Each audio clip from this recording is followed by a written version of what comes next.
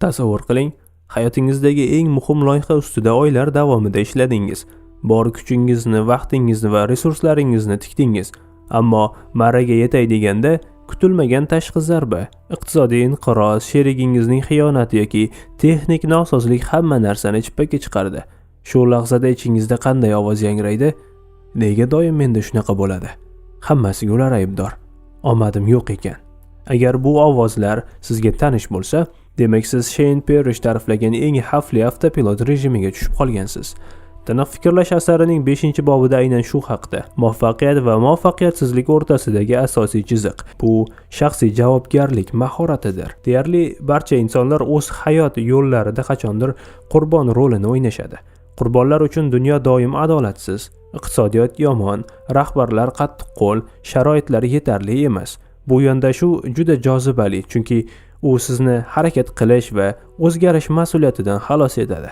Agar ayb sizda bo'lmasa, demak siz hech narsa qilishingiz shart emas.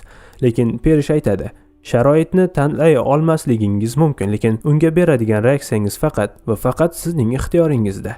Shaxsiy javobgarlik bu o'zini ayblash degani emas.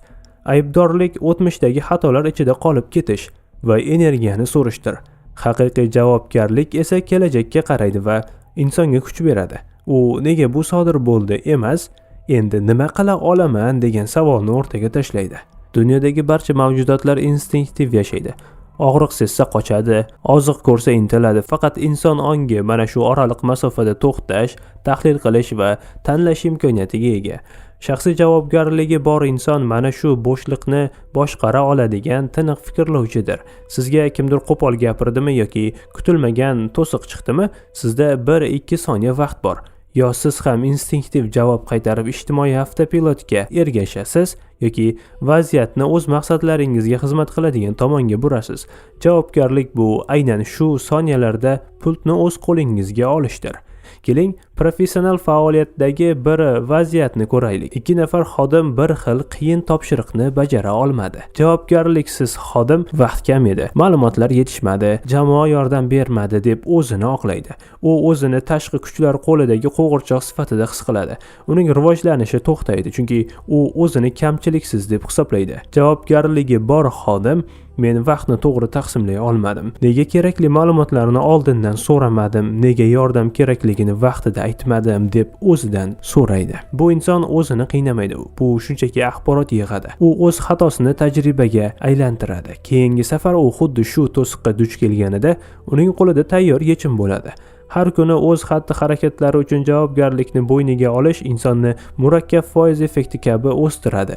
Bugungi kichik mas'uliyat yil yakunida ulkan natijaga aylanadi. Muvaffaqiyat va boylik ko'pincha bizning tashqi sharoitlarimiz emas, balki xatti-harakatlarimiz natijasidir. Agar investitsiyangiz yoki g'oyangiz muvaffaqiyatsizlikka uchrasa, bozor shunaqa deb qo'l siltash eng oson yo'l, lekin men qayerda tahlilda adashdim deb so'rash bu o'sishning yagona yo'li. Shaxsiy javobgarlikni kundalik hayotga tatbiq etish uchun 3 ta qat'iy qoida mavjud. Birinchisi, meni shunga majbur qilishda emas, men shunday qilishni tanladim deb gapiring. Ikkinchisi, tashqi natijani, masalan, g'alaba qozonishni har doim ham nazorat qilib bo'lmaydi, lekin unga tayyorgarlik ko'rish jarayoni 100% sizning qo'lingizda. Uchinchisi, xatolarni tahlil qilish madaniyati. Har bir muvaffaqiyatsizlik bu tizimingizdagi zaif nuqtadir. Javobgarlik o'sha nuqtani topish va mustahkamlash imkonini beradi. Kelajak bahonalar ustiga qurilmaydi. Biznes boshqaryapsizmi, yangi loyiha ustida ishlayapsizmi yoki shaxsiy munosabatlarni yaxshilamoqchimisiz? Doim esda tuting, hayotingiz bu siz qabul qilgan qarorlar va o'z zimmangizga olgan javobgarlik yig'indisidir. Hayotimizning 95% qismi avtopilotda o'tadi. Qolgan 5%dagi tiniq fikrlash esa taqdirimizni belgilaydi. Siz uchun har kuni 1% o'sish xaritasi tiniq fikrlash kundaligini tayyorladim. Uni hoziroq Telegram kanalidan yuklab olishingiz mumkin. Link profilda va video ostida. Dunyoni o'zgartira olmasangiz ham o'z qarorlaringizni o'zgartirish o'z qo'lingizda. Siz o'zingizni yaxshi taniyman deb o'ylaysiz, to'g'rimi? Lekin nima uchun eng aqlli insonlar ham hayotda kutilmagan va qo'pol xatolarga yo'l qo'yishadi? Biz o'zimiz haqimizda hamma narsani bilamiz deb o'ylaymiz, lekin aslida o'z imkoniyatlarimizning chegarasini ko'ra olmaymiz. Shen Perish 6-bobda tiniq fikrlashning ikkinchi eng muhim ustunini ochib beradi. O'zini anglash. Bu shunchaki men kimman degan falsafiy savol emas, bu o'zining bilim darajasini aniq chiza olish mahoratidir. Dunyodagi eng xavfli inson bu bitta kitob o'qib o'zini mutaxassis deb hisoblaydigan odamdir.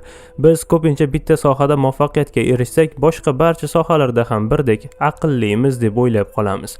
Perish aytadi, o'zini anglash bu nima uchun eng yomon ekanligini tan olishdan boshlanadi. Agar siz qayerda kuchsiz ekanligingizni bilmasangiz, siz yuta olmaydigan o'yinlarga kirib qolaverasiz. Tasavvur qiling, siz professional oshpazsiz. Siz oshxonada mo'jizalar yarata olasiz, lekin mashinangiz buzilib qolsa, uni o'zingiz tuzatishga urinasiz. Nega? Chunki o'z bilim doirangizdan chiqib ketganligingizni sezmaysiz. Natijada esa faqat mashina buzasiz, balki vaqtingiz va pulingizni ham boy berasiz. Tiniq fikrlash bu o'z chegarangizni bilishdir. Muvaffaqiyatli insonlar hamma narsani biladiganlar emas, balki nimalarni bilmasligini aniq biladiganlardir. Ular o'z doirasi ichida qaror qabul qilishadi. Doiradan tashqarida esa sukut saqlashadi yoki mutaxassisga murojaat qilishadi. Bu atomic habits, ya'ni atom odatlar tizimidagi kabi o'z energiyasini to'g'ri yo'naltirishning eng yuqori cho'qqisidir. Keling, biznes olamidan bir misol ko'raylik. Juda muvaffaqiyatli sotuvchi rahbarlik lavozimiga ko'tarildi. U odamlar bilan tillashishni mukammal biladi, lekin endi unga moliyaviy hisobot va tizim yaratish topshirildi. O'zini anglamagan rahbar men zo'r sotuvchiman, demak hisob-kitobni ham eplayman deb o'ylaydi va hamma narsani o'z nazoratiga oladi. Natijada kompaniya inqirozi. O'zini anglagan rahbar mening kuchli tomonim muloqot, moliyaviy tizim esa mening bilim doiramdan tashqarida deb tan oladi va bu ishni mutaxassisga topshiradi. Ikkinchi rahbar nafaqat o'z biznesini saqlab qoldi, balki uning o'sishiga imkon berdi. Pul psixologiyasida aytilganidek, o'zining zaif tomonlarini tan olish bu eng katta moliyaviy o'z ustimizda ishlash uchun quyidagi qoidalarni beradi. Bilmayman deb aytishdan qo'rqmang. Bu so'z sizni nodon qilmaydi, aksincha xato qilishdan saqlaydi. Ikkinchisi, o'zingizga begona ko'z bilan qarang. Agar sizning o'rningizda boshqa birov bo'lganida, siz unga qanday maslahat bergan bo'lardingiz? Uchinchisi, o'tmishdagi xatolarni tahlil qiling. Nega aynan o'sha yerda yutqazgan edingiz? Bilimingiz yetmaganmi yoki egoingiz yo'l bermaganmi? 2026-yilda eng qimmatli resurs bu axborot emas, balki o'sha axborotni filtrlay olish qobiliyatidir. O'zini anglash bu sizning ichki fikringiz. U sizga qaysi loyihaga kirish, kim bilan hamkorlik qilish va qachon to'xtash kerakligini aytadi. Siz hamma narsani bilishingiz shart emas, siz faqat o'zingiz biladigan narsangizni mukammal bilishingiz va qolganini tan olishingiz kifoya. Perish aytganidek, tiniq fikrlash bu o'z egosini chetga surib, borliqni qanday bo'lsa shunday ko'ra olishdir. Eng katta xatolarimizni qachon qilamiz? Bilmaganimizda emas, balki bilmaydigan narsamizni bilaman deb o'ylaganimizda. Shen Perishning tiniq fikrlash kitobidagi eng muhim dars bu o'z bilim doirangizni aniq chizishdir. Siz o'z chegaralaringizni bilasizmi yoki xavfli hududdamisiz? Buni aniqlash uchun men sizga dunyoning eng muvaffaqiyatli insonlari foydalanadigan bilim doirasi testini tayyorladim. Bu shunchaki test emas, bu sizning intellektual halollik darajangiz. Hoziroq sahifalab Telegram kanaliga o'ting va ushbu PDF testni yuklab oling. Link video ostida va izohda. Tasavvur qiling, siz yangi yilni ulkan rejalar bilan boshladingiz. Har kuni kitob o'qiyman, foydali ovqatlanaman va ishda faqat eng muhim vazifalarga e'tibor qarataman.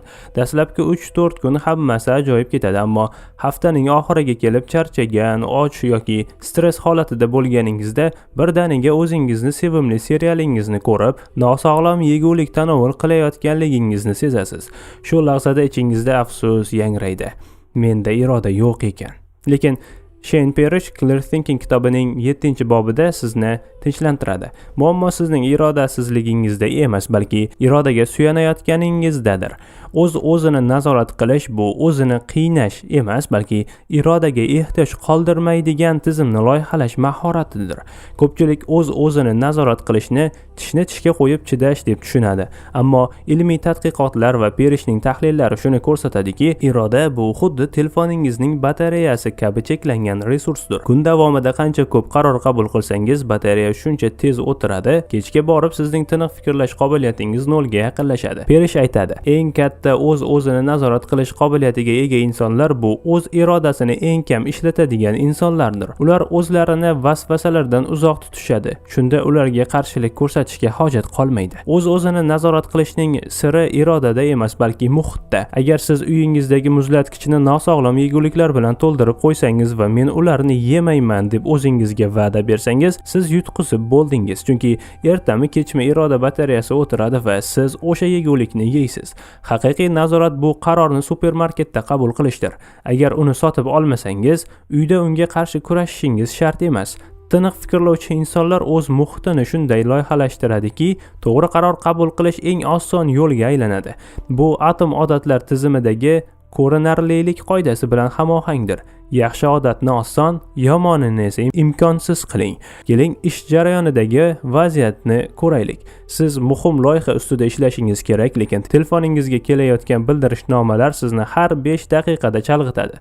Irodaga suyanadigan odam telefonini yoniga qo'yadi va men unga qaramayman deb o'zini majburlaydi. 30 daqiqadan so'ng uning diqqati tarqaladi va u beixtiyor ijtimoiy tarmoqqa kirib ketadi. Tizimga suyanadigan odam ishni boshlashdan oldin telefonni boshqa xonaga olib chiqib qo'yadi. Endi uning irodasi telefon bilan kurashishi shart emas va diqqati loyihada qoladi. To'siqlar.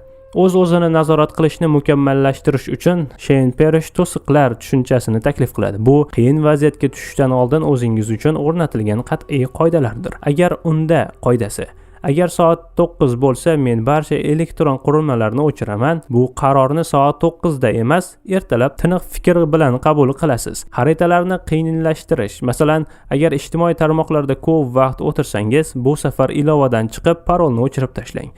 Keyingi safar kirish uchun ketadigan kuch sizni to'xtatib qoladi. Pul psixologiyasida aytilganidek, moliyaviy nazorat ham xuddi shunday. Jamg'armani avtomatik qilib qo'ying. Shunda har oy bu pulni saqlasammikin yoki ishlatsammi degan savol ustida irodangizni qiynamaysiz. 2026-yilda muvaffaqiyatga erishish uchun temir iroda kerak emas, balki aqlli tizim kerak. O'z-o'zini nazorat qilish bu o'zingizni kishanlash emas, balki eng yaxshi natijalarga erishishingiz uchun yo'lingizdagi to'siqlarni olib tashlashdir. Siz har kuni o'z muhitingiz va qarorlaringizni bor yo'g'i 1% ga yaxshilashingiz mumkin. Bu kichik intizom yili yakunida sizni hozirgi holatingizdan 38 barobar kuchliroq qiladi. O'z irodangiz bilan urushishni to'xtating va tiniq fikrlash orqali o'z hayotingizni loyihalashtiring. Esda tuting, eng buyuk g'alaba bu o'z ustingizdan qozonilgan g'alabadir. Lekin bu g'alaba kuch bilan emas, aql strategiya bilan qo'lga kiritiladi. Ijodimizni qo'llab-quvvatlash va loyiha sifatini oshirishga hissa qo'shish uchun like va hype tugmalaridan foydalaning. Profildagi link orqali Telegramga o'tib, PDF fayllarni yuklab oling. Keyingi videoda o'ziga bo'lgan ishonchni psixologik qurolga aylantirishni o'rganamiz.